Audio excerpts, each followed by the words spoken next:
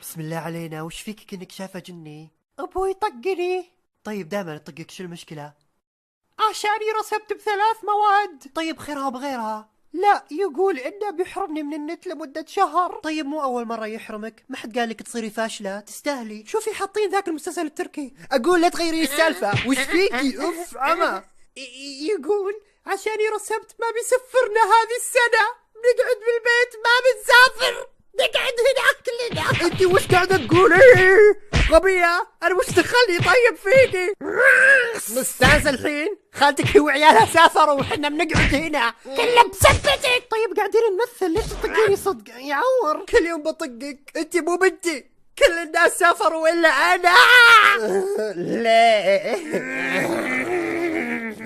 أبي أروح فرنسا، باريس، القطر، عيشي حتى لو نروح الشرقية.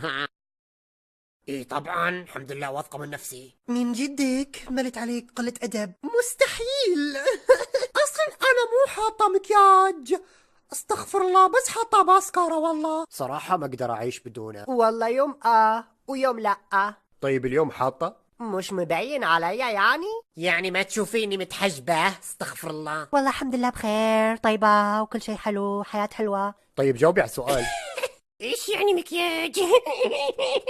لا مو من جدك، الحين بنمشي العرس وانتي شكلك كذا مستانسة على براتمك هذه. قلنا لك تعالي معنا المشغل، انتي مصدقة نفسك، شفتي كم مقطع ميك اب باليوتيوب وصرتي فاشينيستا. انتوا ايش عرفكم بالمكياج؟ الحين دارج المكياج الخفيف، هذا اللي مسويته بوجهي اسمه موضة. الموضة انتهت. وش دخلك؟ لو سمحتي لا تدخلين معنا، شكلك يفشل كأنك بومة. ايه حنا بندخل قبلك. في حد ثاني بيها؟ لا ما بيها. دقيقة، اصلا هذا عرس صديقتي، انتوا اللي جايين قاطين معاي، اقدر ما اخليكم تدخلون كلكم حبيبتي.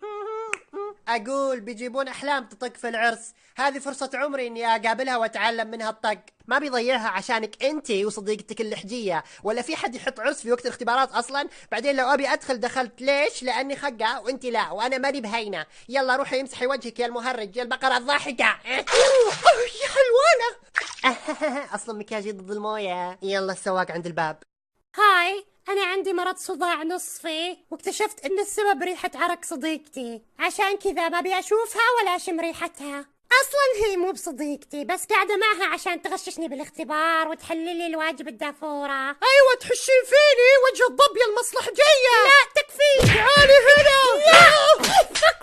وجه الضب، وجه الضب، وجه الضب. والله ما سامحها، ما مشكلتي اني ريحتك عرق وثوم 24 ساعة. طيب لا تشميني. شلون ما اشمك وانت دائما ملصقة فيني بالمقصف تبيني فسحة؟